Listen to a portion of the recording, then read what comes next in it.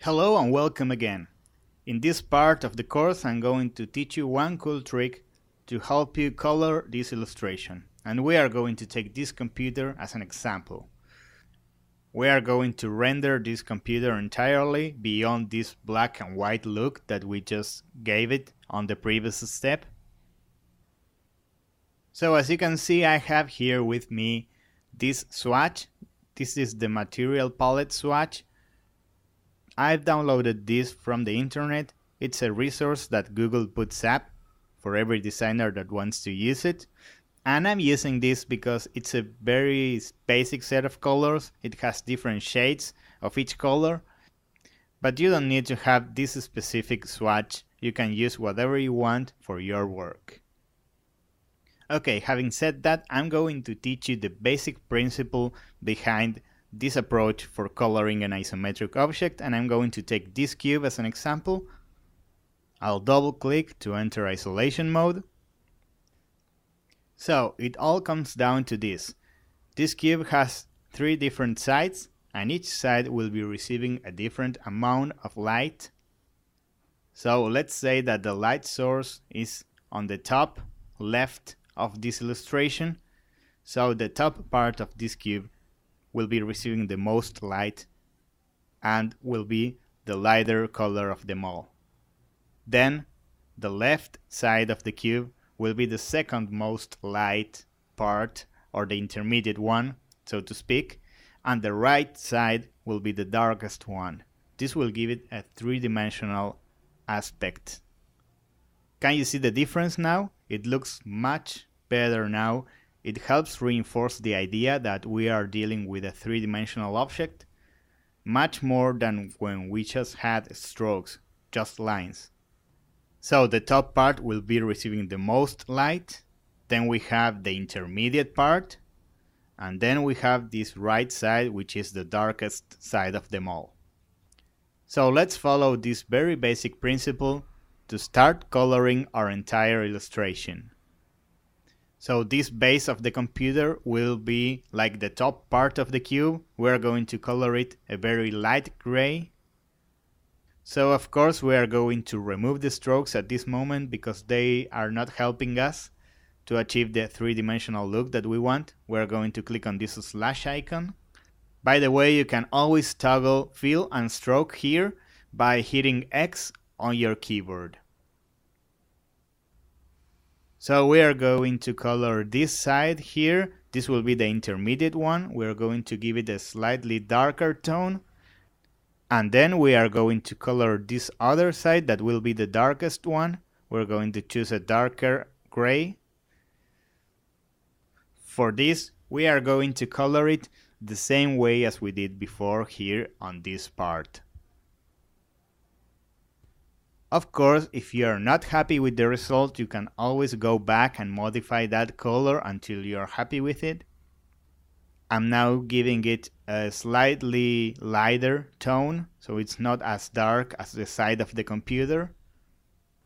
Now I'm going to teach you another trick that will give you a 3-dimensional sensation for this part, for the trackpad. But this time we are not going to use fills, we are going to use strokes or colored lines. To do this, we are going to use our scissors tool on Adobe Illustrator. We are going to hit C on our keyboard to bring this tool up. What this does is to cut any shape into individual lines. So we're going to do so. We are going to give it a cut here and another one here. So now we have 2 sets of lines instead of 1 shape. Okay, now that we have done that, we are going to proceed to color the lines, not the fill. So first of all, we are going to take this half and we are going to color this stroke. We're going to give it a bright white color. And for this one, we are going to give it a pretty dark or an intermediate gray. And that's pretty much all you need. You can already see that 3-dimensional look, that 3-dimensional sensation I was mentioning by just doing that, by just coloring those set of lines. it looks like it's a bit sunken into the computer. If we were to do the opposite, if we were to color the one that's bright dark and the one that's dark bright, we would give the exact opposite sensation, the sensation of an extrusion. But of course we don't want that because that's not how computers really are. We want the previous one where the trackpad looked like it's sunken into the computer. So we're going to Control C to undo, and there we go. So right now it's time to take care of the keys on the keyboard. I'm going to assign a black color to them. We're going to select them all. And now here on my material palette swatch, I'm going to assign a very dark gray tone, actually not a black one. And for the stroke, I want to give that the same color as we use for the base of the computer, which I think was this gray. But if you're not completely sure, you can always take the eyedropper tool and while holding Shift, so you only copy the color, click on it. Okay, there we go. Here we have an extra line that we don't need, so we're going to select it and delete it. Okay, we're pretty much done now with the keyboard. At this point you can fine-tune the result if you don't like it. For example, I'm going to enlarge the size of the stroke, so the separation between the keys looks bigger. You have a lot of options here on this stroke panel to modify the result of this shape. For example, you can align the stroke to the inside or the outside, but we don't want that at this point. We only need to make the stroke a bit bigger. Okay, moving on. We are going to assign a color to these little rectangles on the side that are supposed to be the speakers that are on the side of the keyboard. So I'm assigning a very light gray here. So be sure to take your time and to choose the right colors. For example, here I'm going to reduce the opacity of this one. Okay, I like this color, great. I'm going to leave it here and I'm going to continue with the next thing. I'm going to select the top part of the computer and I'm going to remove the stroke by clicking on this little slash icon. And by using the eyedropper tool, I'm going to assign the same dark gray color that I've used for the keys. And I'm going to remove the stroke again because the eyedropper tool also copied the stroke from the keys. And I'm going to remove this stroke too. And I'm going to give it a very, very light gray color here. Okay, there we go. Right now I'm going to take this shape and I'm going to hit Ctrl C and Ctrl F as in forward to make a copy. And I'm going to hit C on my keyboard to bring the scissors tool.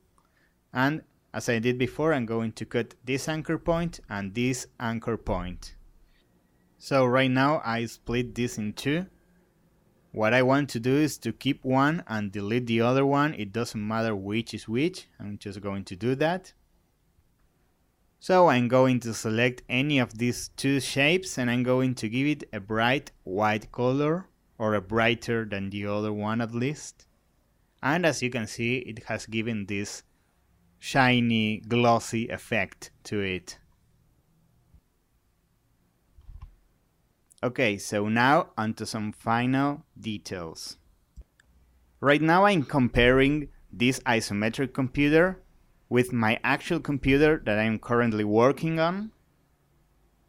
And I can see that the border isn't actually black, it has a metallic edge on the top of the computer. So I want to reflect that on my illustration, which means that I will be giving this a stroke after all. I'm going to assign it a light gray color here.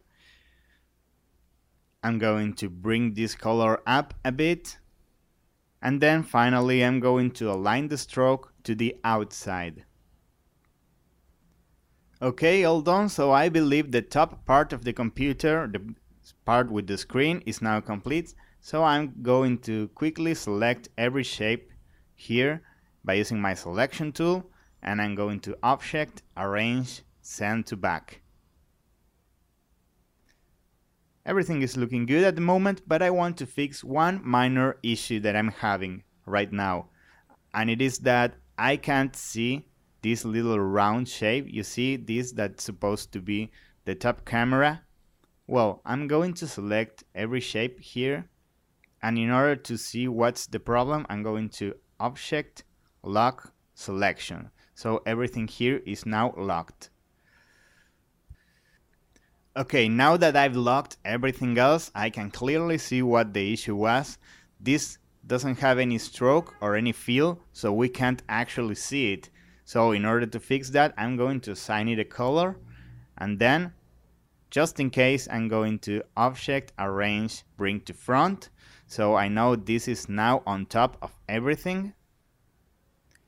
Okay, and since I am working with this little round shape, I'm going to give it some extra detail, so I'm going to zoom in. In order to do so, I want it to look more like an actual camera on this computer, so I'm going to duplicate this shape, Ctrl+C, Ctrl+F to do so, and I'm going to shrink this copy a bit while holding Shift to constrain proportions, and change the color.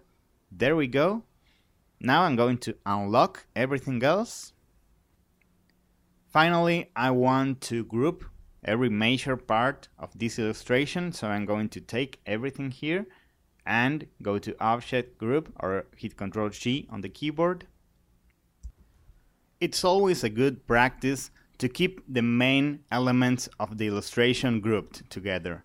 So afterwards, if you want to edit something, you don't have to struggle fighting with your own shapes because you have everything grouped nicely and comfortably. So at this moment, I'm trying to select this bottom part of the computer, but I've selected more than I wanted to. So in this case, what I can do is to hold Shift and click, and this will deselect these shapes that I'm clicking on. Be sure to hold Shift to add or subtract anything from a selection. Once I've done that, I'm going to group again. Remember that you can group objects together by going to Object, Group, or you can also hit Ctrl+G or Command+G on your keyboard to do so. Okay, I'm now rearranging some elements by using the Arrange command. Okay, this computer looks finished now, which means that we are done with this part of the course. So in the next and final step, I'm going to complete the rest of the entire illustration, and I'm going to show you the footage of how I did it.